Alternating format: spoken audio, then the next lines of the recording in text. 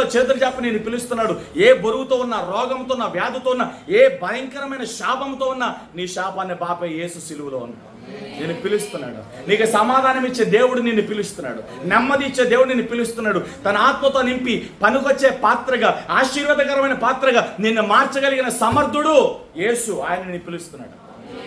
ఎవరికి భయపడాలి? ఈ లోకంలో నువ్వు దేనికి భయపడాలి?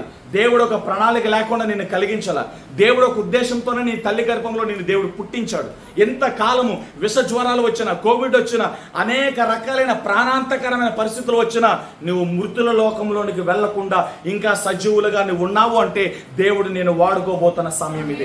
దేవుడు నీతో మాట్లాడుతున్న సమయం ఇది. దేవుడు నిన్ను లేపుతున్న సమయం ఇది. దేవుడు నిన్ను ఆశీర్వదించబోయే సమయం ఇది. నీ జీవితంలో ఉన్న కట్లన్నీ కూడా తుత్తునీలుగా మార్చే సమయం ఇది. రైజ్ అప్, లేవండి. దేవుని వెలుగు మీ మీదకు వస్తూ ఉంది.